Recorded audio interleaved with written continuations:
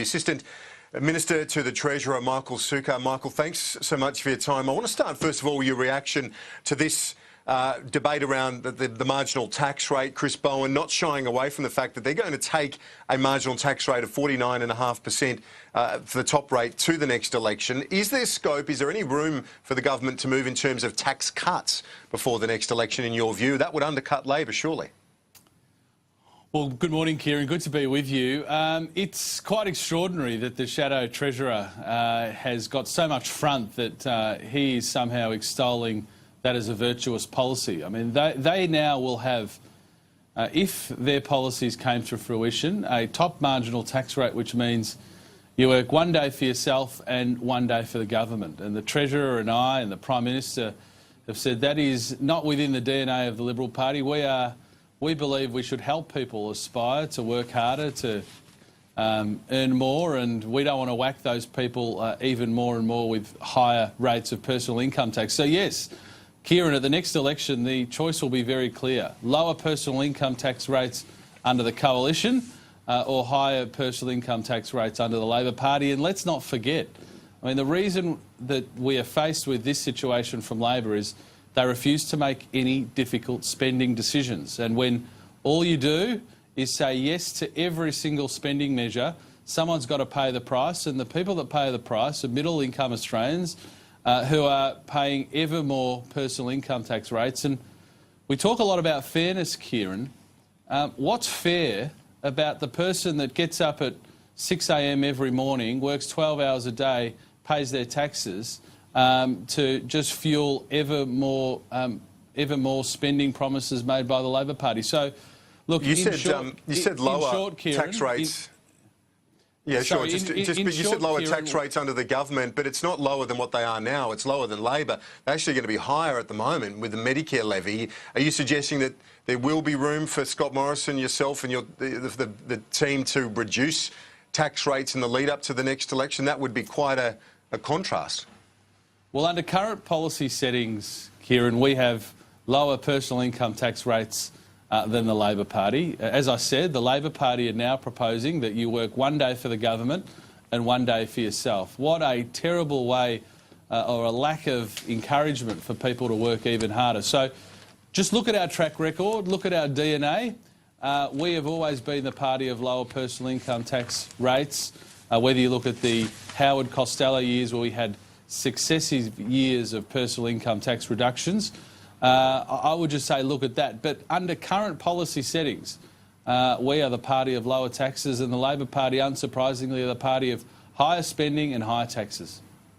Well, the slump in real wages makes this debate all the more potent in a political sense, but also in a budgetary sense. The numbers out yesterday highlight just how precarious the budget numbers are, doesn't it, in terms of the growth projections? And Kieran, that's why we've taken a very prudent approach to the budget.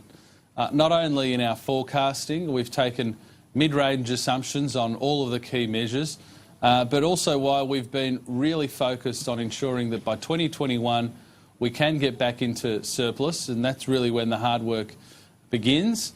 If you look at wages growth, yes, we've had a period of slow wages growth, and this hasn't been something that's unique to Australia. It's been, let's be honest, a global phenomenon for first world economies, and in our own case it's been largely because of the mining investment boom tailing off and the economy recalibrating to, in a sense, the new settings without all of that investment going into mining. But I think we're, about 95% of the way through that mining investment boom tail off, which I think means wages growth into the future will be, I would hope, would be better than it's been in the recent past. And of course this puts pressure on budgets, and that's why, unlike the Labor Party, when we make a commitment, we want to make sure we can pay for it. When we commit to the NDIS, we want to make sure that the funding source is there to pay for it, because you actually don't know what's around the corner.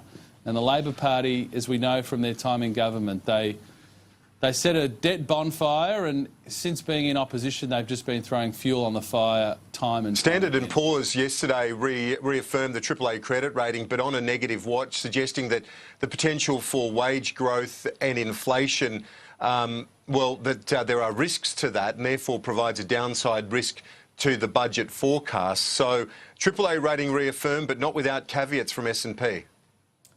Well, Kieran, that's sort of finding the cloud to the silver lining. S&P yesterday reaffirmed our AAA credit rating.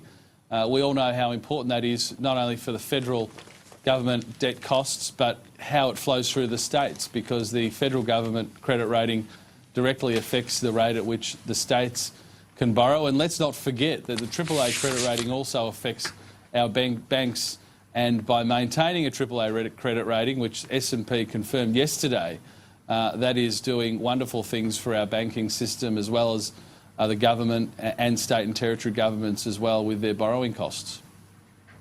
Now, the ACCC looking at the banks and this investigation over the next 12 months, monitoring any moves in mortgage rates. This is under price signalling laws specifically directed at the banks that have been in place since 2012. Why should customers be reassured now that the ACCC will actually use these laws and that they will have any effect on the big banks? They will find some sort of justification to pass on those costs, won't they? Well, Kieran, Rod Sims made some very strong statements yesterday about this, who obviously heads up the ACCC. Those powers are in place. We are very keen to ensure that the banks, in the way they price their products, do so in a competitive fashion. And the banks occupy an exalted place in our economy because of our four pillars policy, which has been long-standing policy of the federal government, our regulatory regime, which gives them inherent advantages, certainly inherent advantages over smaller competitors. We hope that Rod Sims and the ACCC, in monitoring the banks, will find that they are conducting themselves in a completely competitive fashion. But if they're not, he has the powers and the ACCC have the powers to deal with them appropriately. That is the state of play that should be in place, and I'm sure Rod Sims and the ACCC will do a great job in that. Why shouldn't the foreign banks be subject to this bank levy, as Westpac has argued for, and now Labor also supporting that foreign multinational banks be subject to the levy that our Big Four plus Macquarie are going to have to face? Well, Kieran, we will bring down legislation in the next sitting fortnight. Obviously, consultations are underway with stakeholders, including the banks, and we'll look at any good ideas. But the reality is behind this bank levy, Kieran, is that, as I've said, the banks occupy a very special place in the economy. We obviously have the four pillars policy. We have a taxpayer-backed guarantee of the banks. We have a regulatory regime which entrenches their position in our market, and that is something that's afforded to our Big Four banks and Macquarie Bank, which isn't afforded to the foreign banks. So I'm not going to rule it in or out other than to say consultations are occurring, and in the next sitting fortnight you'll see the legislation that has been well thought through, and as I've said, any good ideas along the way we will look at. Assistant Minister to the Treasurer Michael Sukkar, thanks for your time. We'll talk to you soon.